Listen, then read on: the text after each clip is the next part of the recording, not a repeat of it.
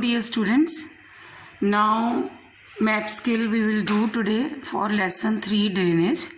In this 2021 CBSE exam, this lesson, otherwise it is deleted, but map skill is there in your syllabus. This lesson is deleted from your syllabus due to pandemic COVID-19, but this lesson's map skill is a part of your syllabus. Okay, first now we will do this map will come for identification. It means drainage. In this drainage lesson, you are not to locate, just rivers will be drawn and peaks and lakes. You are to name them. Okay, in this drainage lesson we are to identify rivers. Okay, now first river is Indus River. Okay, first we will do North Indian rivers. In North Indian rivers there are 3 rivers: Indus, Ganga and Satluj. Okay, first Indus River. Indus River, just you start from here with the Uttarakhand. Just go from here, from Jammu Kashmir, like this. Okay, like this. Then just near this Islamabad, it passes through, most of its Indus River passes through Pakistan. Okay, most of the Indus River, it originates from Mansarovar Lake. Do with pencil. I am doing with ball pen so that it will be visible for you, for this reason. Otherwise you do with pencil. Okay, next river is Ganga River. Okay, next river is Ganga River. Ganga River's origin, as we know already, it is Gangotri Glacier. Just you Lucknow towards the south of Lucknow, and on the Patna is situated on the banks of Patna, this Ganga River. From here, just one part split into 2 parts. One flow through West Bengal known as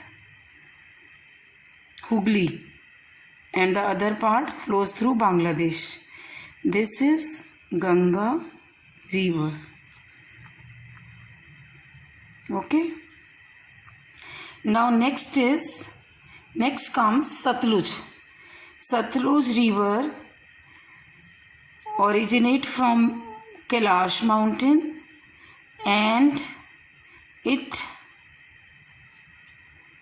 passes through this Himachal Pradesh first, not Haryana, Himachal Pradesh, then north of Chandigarh. Just flow above, its flow is above of north of Chandigarh, just north of Chandigarh, and flows through Punjab. Okay, then it is the tributary, a longest tributary of river Indus. Okay, write down Satluj River. Okay, next is, after doing this 3 North Indian river, now there are South Indian rivers. Among South Indian rivers, first we will do west flowing rivers, Narmada and Tapi. Okay, Narmada. First we will do Narmada. Narmada River, it originates somewhere, you see, look at here, this somewhere from Amarkantak hill, and just as you know, Narmada river flows through Rift Valley between Satpura and Vindhya range. Vindhya range it at the north and Satpura towards the south. Okay, Narmada river from here only just most of the Madhya Pradesh it covers. It covers, like it is called lifeline of Madhya Pradesh also. Okay, this is Narmada river. Okay, do it with pencil, all of you.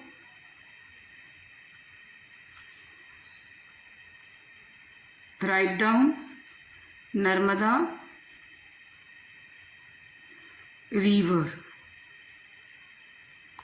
Next, it drain into Arabian Sea. Next comes Tapi river, just south of Satpura range. Okay, it starts from Satpura range only. It originates from Satpura range only. Then after flow, now Tapi river, just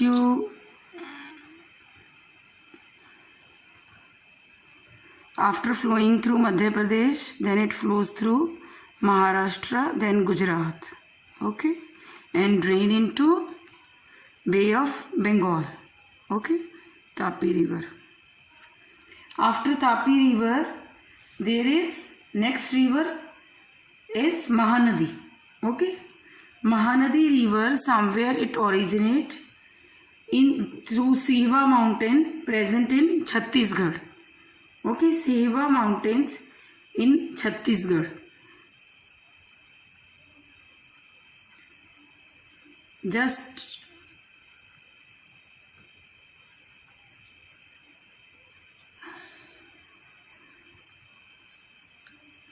write down and drain into Bay of Bengal, the northernmost river of towards the eastern side of South India. Mahanadi river. Okay, put an arrow. Okay, next is after Mahanadi river, Godavari river. Okay, next is Godavari river, and this is Godavari river also called Dakshin Ganga, as it is the longest. It originates somewhere, it is Trimbakeshwar. It is called the Dakshin Ganga, as it is after flowing through Maharashtra, it enters Telangana. After flowing through Telangana, just you see here, check, flowing through Andhra Pradesh and make a delta there in Andhra Pradesh. It is the longest river of South India. That is why it is known by the name Dakshin Ganga. Okay, and drain into Bay of Bengal, makes delta. Mahanadi also make delta. Next comes Krishna river. Okay, next is Krishna river. Krishna river originates there in Mahabaleshwar in Maharashtra. After flowing through Maharashtra, okay, after flowing through Maharashtra, it flows through Karnataka. It flows through Karnataka and through Telangana. Then it make delta on the eastern coastal plain and drain into Bay of Bengal. Name it here Krishna river. Next, last one, river, major river of South India, it is Kaveri. Kaveri originates in Karnataka, Brahmagiri mountain, Brahmagiri hills.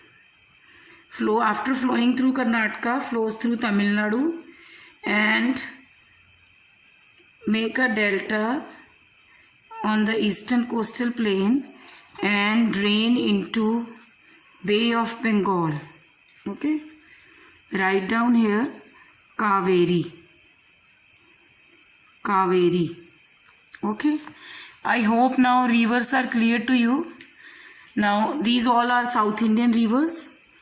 Okay, only two rivers are west flowing which drain into Arabian Sea, Narmada River and Tapi River. Other all four major rivers, they drain into Bay of Bengal.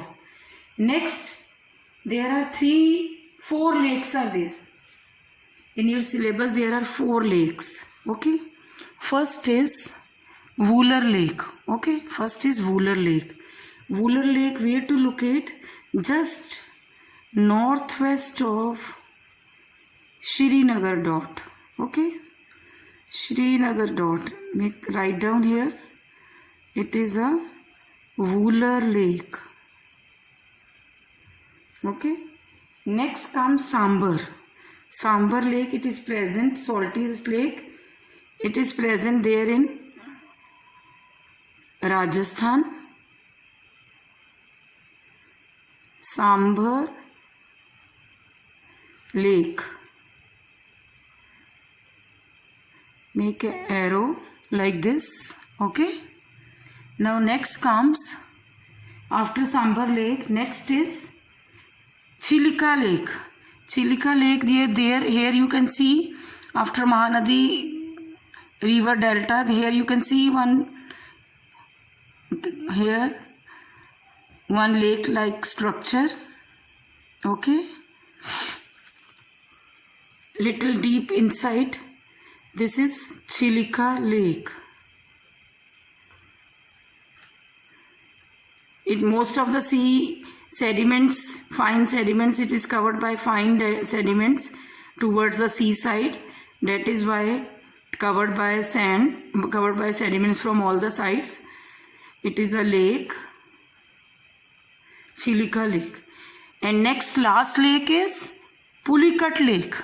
Pulicat Lake is just between Krishna and Godavari. This part, okay?